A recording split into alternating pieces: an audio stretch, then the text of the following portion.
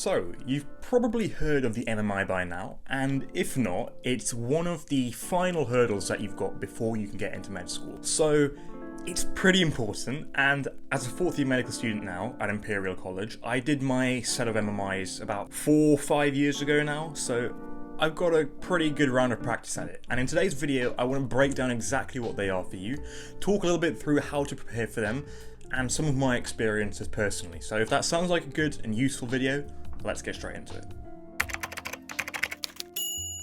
Alright, so I'm Akshi, I'm a fourth year medical student at Imperial College, and like I said, we're going to spend today talking a little bit about the MMIs. So first of all, for you guys, what is an MMI? Well, so an MMI is essentially a set of multiple mini interviews. Now that's what the term MMI stands for. It's a set of around 7 to 8 mini interviews that you'll have in one room or hall or different rooms. Each interview is sat with normally 1 to 2 interviewers, and they'll be sat at a small desk and waiting for you to come in.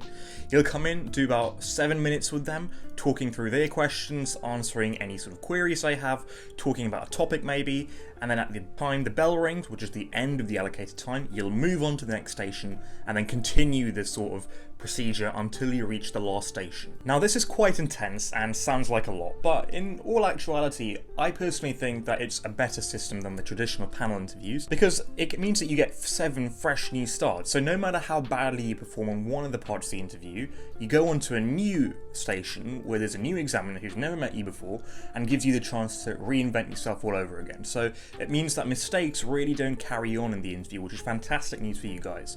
It also is far easier to revise for because it's far more predictable. And also it kind of moves a lot faster than a panel interview where you might be sat for a minute in silence just because you're stuck. Whereas in an MMI, the kind of questions they throw at you are going to be really talkative, so you'll never really be sat in silence doing nothing. But let's talk a little bit about how to prepare for them. You need to understand what is going to come up in an MMI, and it's really predictable because they kind of are the same things. So whatever universities you're applying for, the first thing I'd recommend to do is go and check in their website what kind of stations are going to be tested. For example, Imperial actually help you out by giving you the list of stations on their website. That's really nice. But not all universities might do this. So typically the kind of things that come up are going to be about yourself, why you did medicine, your personal statement, your BMAT Section 3 essay, if that's a BMAT university, ethics, a role play, and then also things like a science article, a book that you've read, a science program that you've watched, and then there could be other random stations thrown in. But those are kind of the typical ones. Those are the kind of things that they throw in, and it's sort of really varied, and most universities will stick to a general list, but they can throw some pretty random ones in there. Now, going off of that, you need to go back home, sit at your desk, at your laptop, and prepare for each station. Now, when I say prepare, I don't mean to go robotic and memorize answers, because that's the worst thing you can do at MMI, but what I mean is to prepare answers. So not scripting them out, but coming up with ideas to questions. So for example, why did you do medicine is a very vague question, and if you don't revise for it, you might not answer it that well. So don't prepare a script for the answer, but come up with some ideas of why you did medicine. Things that you could maybe circle around in your head, just so that when they ask you that question, it's not a complete blank slate, and you kind of have an idea of what to say. So keep in mind that you should be preparing for these things by coming up with templates for answers, coming up with basic ideas, and running them through 2, 3, 4, 5 times even. But if you are going to run them through 5 times, make sure each time you deliver the answer, it's a different style. If you do the same thing 5 times, it's very likely in the MMI that the interviewer is going to catch you out for being robotic, and that just means that you've prepared the exact same answer. So come up with the same ideas, but deliver it in a different style, in a different way, and that way it's just fresh, and it just makes the interviewer feel a lot more engaged. It makes it a lot more real to the interviewer, your answer. A couple of other things you want to do are looking at your personal statement. Now, like I said before, the personal statement is something they love to throw in. It came up on my Imperial interview, I remember. What they will ask you to do normally is to talk about maybe a particular experience that you wrote about in your personal statement. So if you did any volunteering, make sure you've revised on it and that you know what you did. Worst thing you can do is contradict something that's on your personal statement. Anything sciencey that you've written on the personal statement, revise that, even if it's just a brief mention of cardiovascular disease because you did some volunteering at a cardiovascular society. Even if you've not written about any scientific stuff about it, they will bring it up. And so it's important that you need to know some science things. Now, this doesn't mean you need to go away and become an expert on the topic, but you should read some basic things. WebMD, NHS, GCSE/A-level textbooks, these are all fantastic resources, and they're not going to expect you to know anything more than the NHS website really, so that's a good marker of what to know. But But aside from that, that's all the preparation you need to do off your application. You also need to remember what you wrote down in your BMAT Section 3 essay. Now, there are only about 6 universities in the UK that use a BMAT, so it's not likely that you'll have to do this for every uni, but for the universities that do the BMAT, it's worth just sitting down, remembering what you wrote in your Section 3 essay, and thinking about whether your opinions are the same. They might very rarely bring out your Section 3 essay and ask you have your opinions changed, do you still agree with this statement or not? But it's unlikely. I've not heard of it being done anymore, and since the BMAT's being phased out in a few years' time, I wouldn't be surprised if it didn't come up anymore. But it's always good to just check it in case. You never know. There are also the other simple things to do, things like memorizing or learning the basics of ethics. The Medic Portal is excellent for this.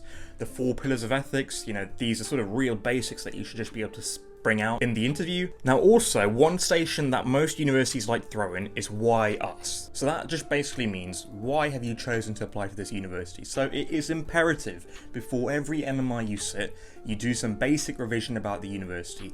Think about the open day that you may have went on. Think about the website and have a look at it.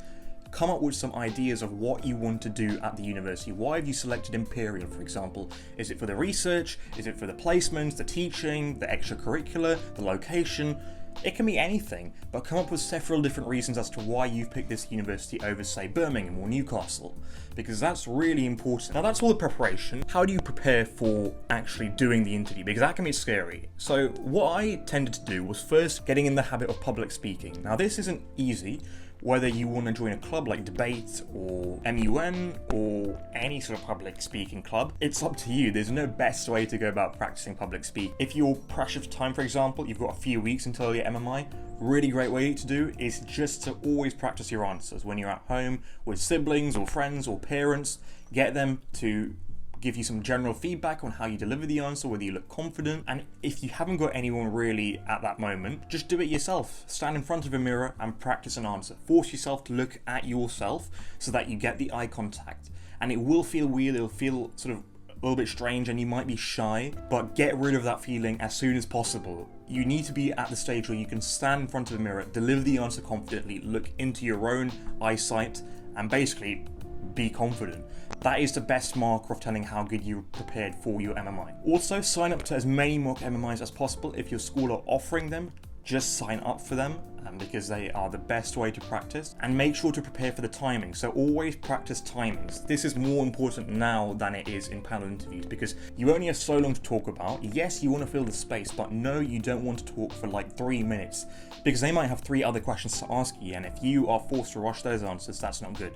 So really try and keep those answers concise, but do talk about, a fair amount of detail in your answers. And that's really important. So whatever the timing is for your university, check it and then implement that into your preparation. That was a very, very, very general sort of way of preparing for your MMIs. That didn't go into nearly as much detail as, you should be going into. But if you want me to make more detailed videos like about the ethics station, about the university station, about the why do medicine station, let me know in the comments down below or get in touch on my Instagram.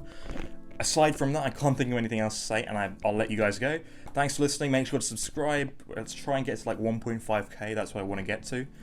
And I'll see you all in the next video. See you in a bit.